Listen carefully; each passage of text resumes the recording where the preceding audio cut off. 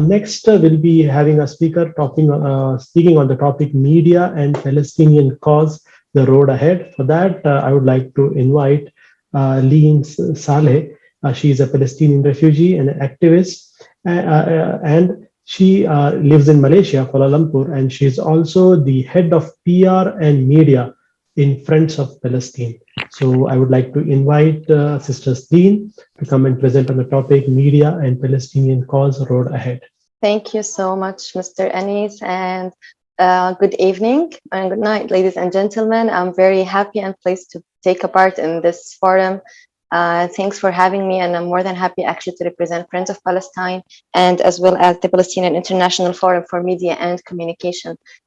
It's actually such an excellent topic that we're going to discuss today, and I'm happy to cover on the field that I've been interested in and working in for quite time, which is the media and the road ahead for Palestinian as a Palestinian youth myself.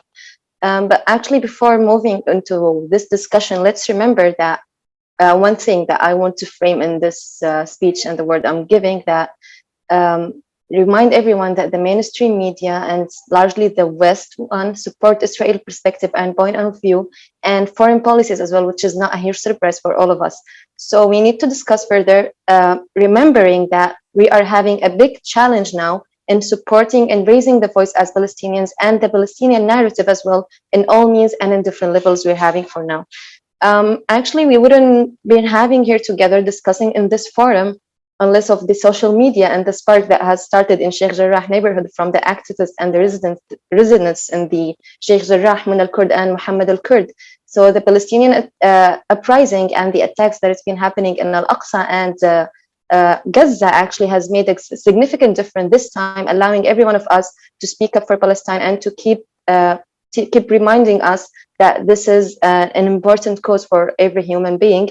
So since the last month, the uprising has been happening, and such violence actually has been happening for decades in Palestine, but there is no proper coverage every time that it's happening over there. What we have noticed now is a shift in the reporting for certain media outlets, especially the Western, even if they're not likely to significantly affect or shape any different policies for the time being. But we would like to mention that The Guardian, actually, they list support for Balfour Declaration as one of their worst errors of judgment over the past 200 years, which is something that hasn't happened previously. Also mentioning that the New York Times, they runs a front page coverage of Gaza's youngest victims under the title that they were just children. However, we shouldn't forget that it's important to understand that initially the starting point for them was profoundly pro-Israeli viewpoint, but still talking about Palestine equally. Credence to Israel voices was certainly an idea that is largely unacceptable in the mainstream report, but now they appear more frequently in the mainstream media outlets, such as well recognizing that there is a huge disparity in the death toll for Palestinians and Israeli civilians, let's say. So such shifts in media outlets, social media, and think tank content as well reinforce each other. For example, when lawmakers raise concerns about Palestinians' human rights, that action is newsworthy, which leads to media outlets highlighting this issue. But we should not forget that with this media coverage that is happening, on the other hand, we're having another, let's say, silencing for the Palestinians, the people who are advocating for Palestine.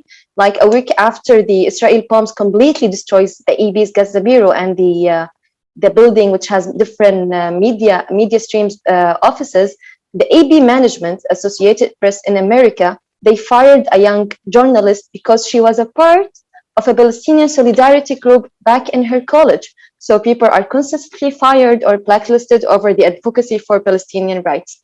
Here, ladies and gentlemen, we can see and we can emphasize on the role that media can play in protecting and promoting for human rights in the world. And for sure, it plays a significant role in Palestinian cause because media makes people of their rights and people aware of their rights and other rights as well, expose its violation and focus attention on people and areas in need of covering and protection in order for them to pursue their case until they achieve their rights as well. So from here, I would like to move on to the India role in garnering support for the Palestinian cause by strengthening Palestinian voices and sharing Palestinian narrative as well to create a theme of interest. Not forgetting that 22 languages are officially spoken in India, including the English language as well. So that means that the Indian coverage may have a great reach and engagement recognized globally, supporting Palestinian by covering the news from Palestinian perspective with accuracy, of course. So the focus should be actually starting from the mainstream media outlets, following by the social media platforms as well. So as we all knew that the Palestinian narrative has been silenced for decades and we're facing a digital apartheid as well, but hopefully not anymore. And we're now only at the first step of moving on into this digital revolution. And we've witnessed that most activists, human activists and youth activists, even political activists are taking part in this revolution. Coming back to social media, that has played a major role one more time, that allows Palestinians and human rights organizations to circumvent traditional medias and government censors and provide images, videos, and voices of what Palestinians were truly having on the ground into the world that once lacked access to places like Gaza, or actually some of them, they choose to ignore or disbelieve Palestinians themselves. So coming now for the real support or the role that everyone can do for Palestine, the role that everyone can do and the real support for Palestine digitally needs accuracy in the terms that being used and the context which is framed to tell the Palestinian stories through, which actually will serve the cause at the end of the day. Plus being creative in delivering such messages, especially when using social media platforms in the media revolution we're having nowadays. Plus reaching out to people on ground and to activists, as the fellow speakers have mentioned as well, because that give us more accuracy actually. Not forgetting the media organization that actually can help and guide to achieve such objectives. Now everyone is able to make a change. We are able to make a change if we have the belief and we have the courage to support Palestinian cause. And I believe we have it all. Now we are all able to create content. We're able to create a change, and we have all the tools for that. So being vocal and speaking out for things that matter, I think that's the most important things. And talking about Palestinian cause, it's a cause for any human being who supports freedom and is against the apartheid system that we're having in my homeland.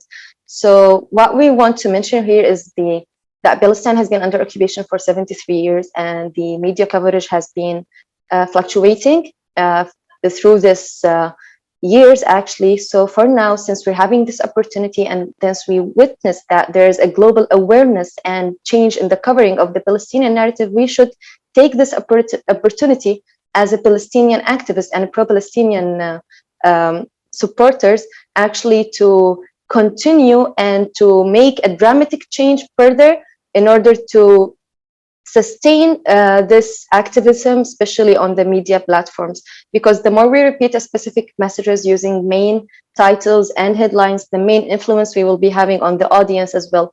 So emphasizing one more time that the accuracy and creativity is what matters the most, plus sustainability. Once we are sustainable in supporting Palestine, this cause will be always being handled in the mainstream medias. So each and every media outlets actually that we can reach the world through to support Palestine is very important. And as I've mentioned, that we should not forget that Palestinian voices are being silenced, and it's still ongoing. I mean, Palestinians back in Palestine, they're being arrested only for sharing live streams or videos telling the world what's happening to them. So this apartheid system is still ongoing for now. So we need to for the support to be sustained as well.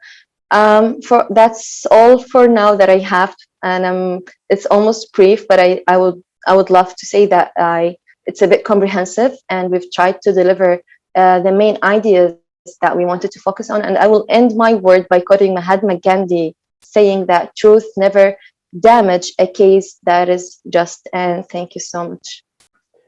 Thank you, Sister Lee, for giving a very nice lecture to us and helping us know how we can contribute towards the Palestinian cause in media. So I just like to say a few things here. Recently, the Indian people had run a Twitter campaign that is Stand with Palestine, and I don't remember any Twitter campaign in India standing for 2 continuous days, and this was the only campaign that was running for trending number one in India for 2 days, even though there was a very big attempt by the Hindutva forces, by the fascists to trend in favor of Israel. So that is what the Indian people are doing and will continue to do that. So once again, I thank you.